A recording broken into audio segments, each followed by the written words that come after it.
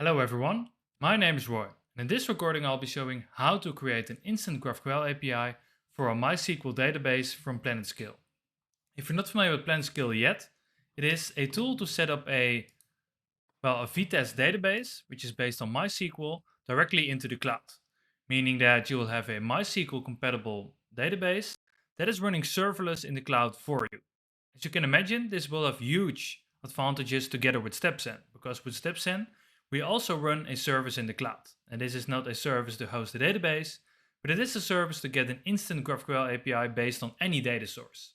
So in today's recording, we'll be checking out how to use PlanetScale together with StepZen to create two amazing products in the cloud and have an infinitely scalable product right there beside you. So the GraphQL API you have is scalable with StepZen, while the database is scalable with PlanetScale.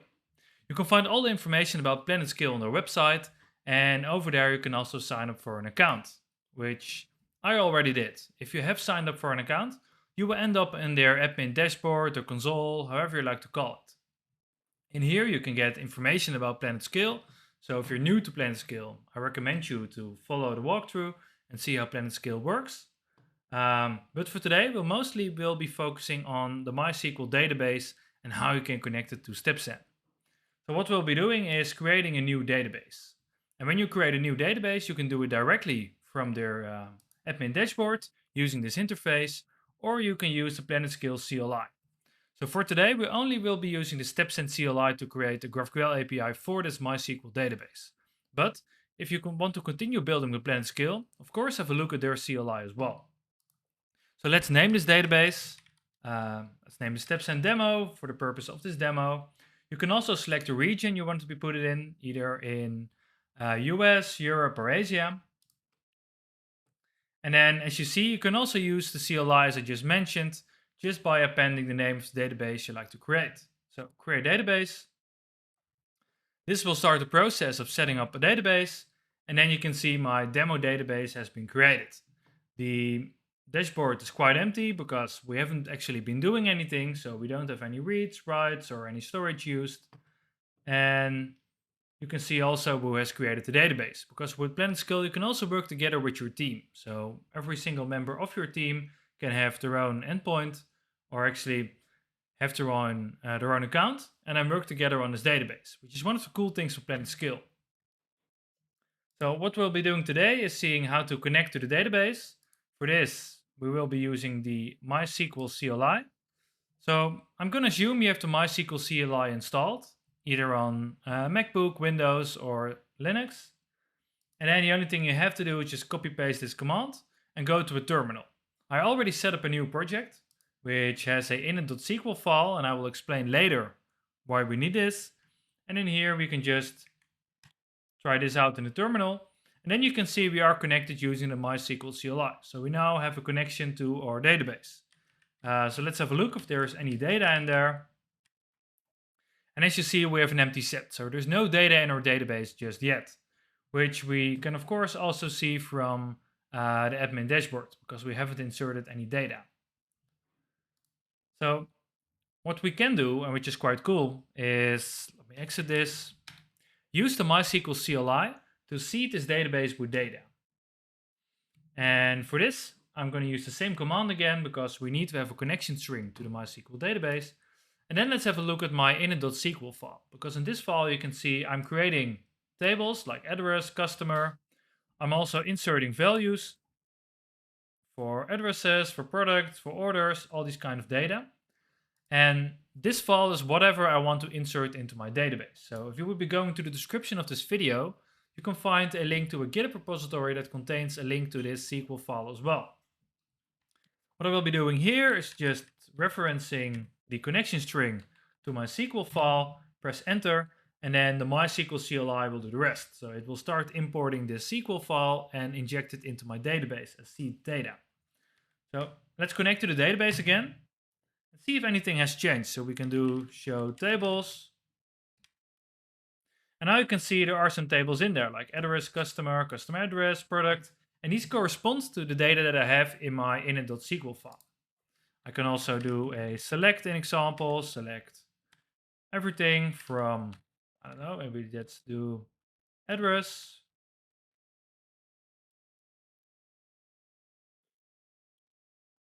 See, I made a mistake. I need to do from, of course.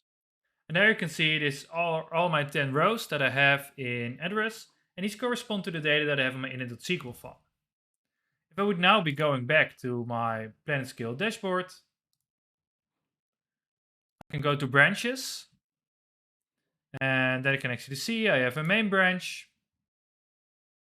And then if I go to schema, it says there are no schema changes just yet, but let's try and refresh. And then you can see the same schemas also here. So we have a table address.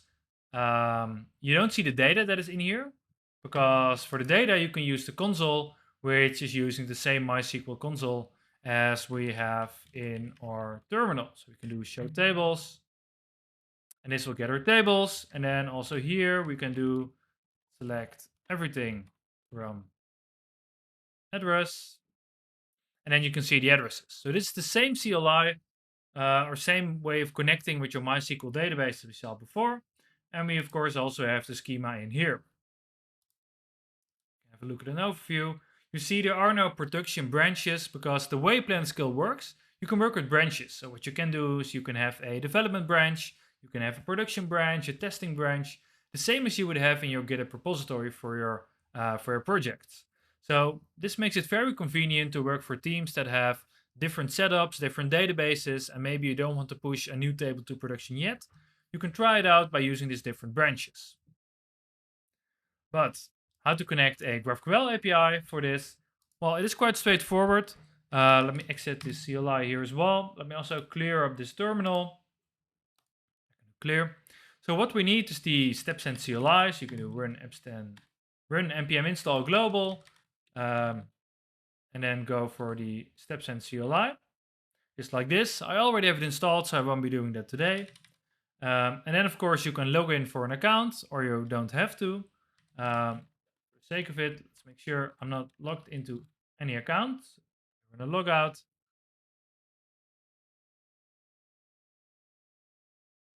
That's it. Now I'm being logged out, and I know for sure that I aren't logged in. Let me clear my terminal again, because I want to show you two different ways of setting up a GraphQL API with StepZen, either by being logged in and have an account, or by using a public GraphQL API endpoint. So we have the StepZen CLI installed, so the only thing we need to run is the command StepZen import MySQL, because PlanetScale is running on Vitess, but Vitess is a MySQL compatible database. It will ask me how I like to name my endpoint. Let's go for API with PlanetScale, because I like to be declarative in here as well. So it will ask me a set of questions like, what is your host, what is your database, what is your username? And for this, I go back to my PlanetScale dashboard and I press connect. In here, I can again see the connection statement to MySQL CLI. I can also find connection ways for Python, for the PlanetScale CLI, for Node, for Java. For now, I'll just get the general information, because for the CLI, I will need to have every individual environment variable listed like this. So let's refresh the database password, because the password will only be shown the first time you open up the connect screen, but you can easily refresh it. Of course, you don't want to do this when you're working on a production database, but today we have a demo, so that is all cool. Let me insert the host. My host name is this. It will ask me my database name, which is demo, of course, because we set it up. It will ask me for my username, which is this one. And then finally, it will ask me about my password. Copy paste from here. And as I said before, don't worry about the password on your screen, because I can easily auto-generate it to refresh it. So what is the password? Copy paste it. And then we've got a very important question. So do we want to automatically link types based on foreign key relationships using App Interializer? So with StepZen, we use custom directives to let you make a connection between GraphQL and a custom data source, like a database or a REST API. But we also have custom directives to connect data from different database tables, or even completely different database sources. So we can automatically link these types, but you can also press no to keep our schema a bit simpler. So for now, we'll be going with this. Later on, I'll be showing how to create these connections between different tables. As you can see, it successfully imported my schema MySQL from StepZen. It has placed my configuration string in a config.yaml file, and it has generated a GraphQL file with GraphQL types based on my database schema, and also some queries, like to get a list of addresses, to get a paginated list of addresses, to get like a customer, to get a address by ID, all these cool things. It also has created a mutation, so I can delete an address in case I want to. So before I'll be running StepZen start, there's one other thing we need to think about, because the PlanetScale database is exposed on a TLS SSL requiring endpoint, meaning that we need to add one extra variable to our config.yaml file. We need to append the TLS is true parameter there. Just save this, and then we can run StepZen start to deploy our GraphQL API to the cloud that is connected to this PlanetScale database. So by running StepZen start, we get back to the information I gave you previously about two ways to build a StepZen GraphQL API. It is either by having an account set up, meaning you will get a private and secure GraphQL endpoint protected with an API key, or you can use a public account for which you don't need to sign up for StepZen. But the caveat is you get a public endpoint, meaning everyone will get access to your database data in case you don't protect this endpoint yourself. Let's now continue without logging in and make our API public. So this will deploy our created GraphQL schema together with our authentication information in the config.yaml. And the config.yaml file isn't exposed to your clients. So if someone is using your API, they won't be able to figure out your database password for PlanetScale, but they will be able to query your data, of course. I will be opening this endpoint in my browser.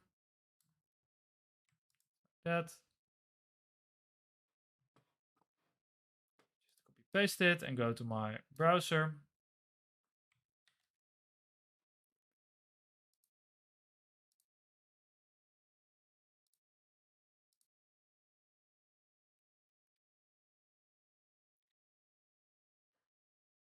This will take me to the GraphQL IDE, which is a playground to work with GraphQL APIs. And in here, let's try one of the queries that we have for this API, like get a list of addresses. So this way we're getting data from the database, and we can actually change it a bit. So we can see you can add information like a postal code, but you can also delete information in case you only need the street and the postal code. So this is how easy it is to create a GraphQL API for a PlanetScale database. And of course, there's much more we can explore with setting up GraphQL for PlanetScale databases.